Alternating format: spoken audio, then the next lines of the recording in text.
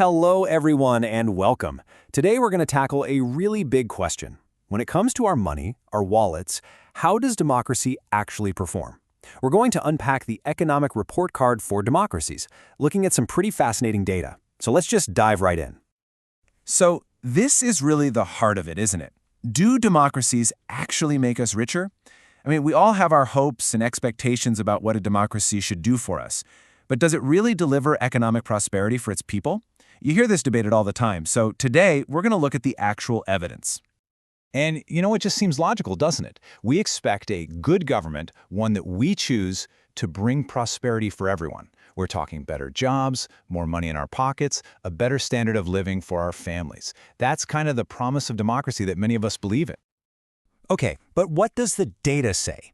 Well, a huge study was done that looked at economic growth over 50 years. And believe me, the results are, well, they're pretty unexpected. This is where it starts to get really interesting. So what the study did was basically set up an economic race. It pitted two major types of governments against each other, tracking how they did from 1950 all the way to 2000.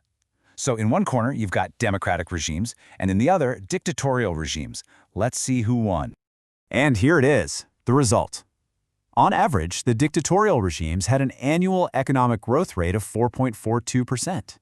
And democratic regimes, they came in just a little behind, at 3.95%. Yeah, probably not the result you were expecting, right?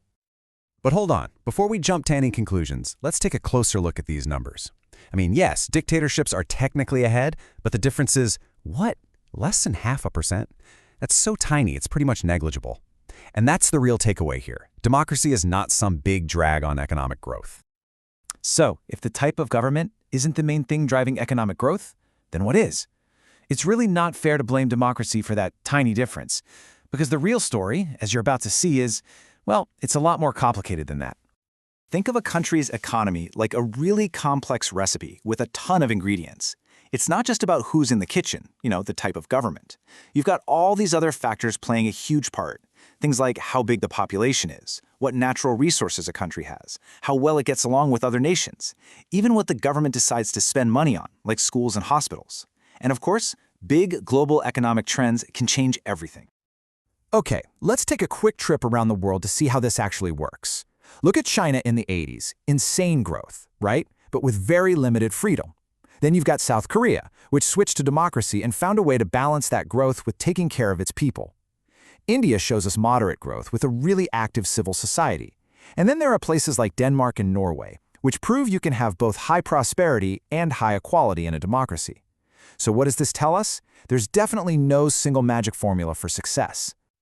And this brings us to a really, really important point.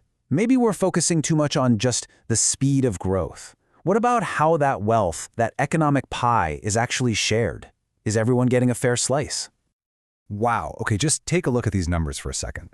In places like South Africa and Brazil, the richest 20% of people have over 60% of the country's income. Meanwhile, the poorest 20% have less than 3%. And even in a rich democracy like the US, the top 20% has half of all the income. This makes one thing crystal clear. Democracy doesn't just automatically fix inequality. There's a quote from the material we looked at that paints such a powerful picture of this. It says the data creates this image of a body with an extremely muscular upper half, but legs that are thin and weak. The rich are that strong upper body, and the poor are the weak legs. And when you think about it, a body like that is totally unbalanced. It can't be stable. And this right here is what people call democracy's paradox. It's this strange contradiction.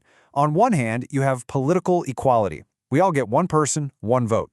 We're all equal at the ballot box. But then you have economic inequality, where a tiny number of super rich people control most of the money and, let's be honest, a lot of the influence. It's a fundamental clash. Here's another great way to think about it. Imagine democracy is a tall staircase, and every single step is a basic right. The right to food, to education, to healthcare. Now, for some people, that climb up the stairs is fine. But for the poor, it's like the steps are broken. Or maybe they're just missing entirely. How can you climb a staircase like that? And this isn't just a story or a metaphor, it's a harsh reality. Just look at this number, 333 million. That's how many children around the world are living in extreme poverty right now.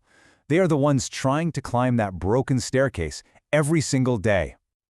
And to bring this closer to home, let's look at a specific example from India, the world's largest democracy. Even with all the government programs, almost 1 out of every 5 children is malnourished. It just goes to show that just having a democracy doesn't automatically solve these incredibly deep problems.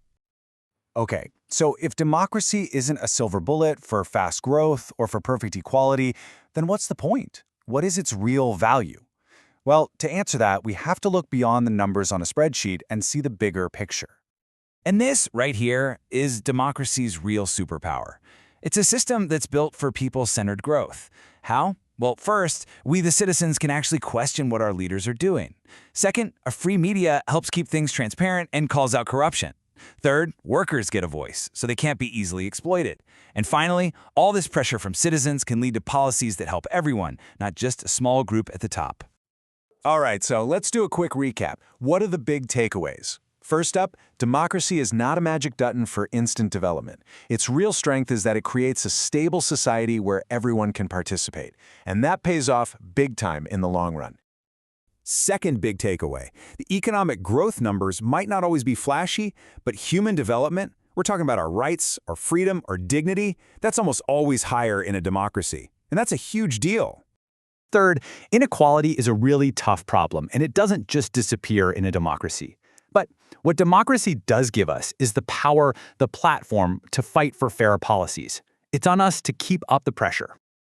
And here's the final, and maybe the most important point. Real development. It's not just about money or GDP. It's about how we live our lives.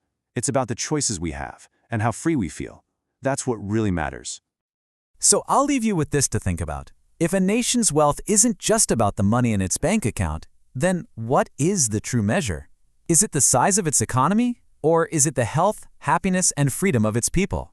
Something to consider. Thank you so much for joining me today.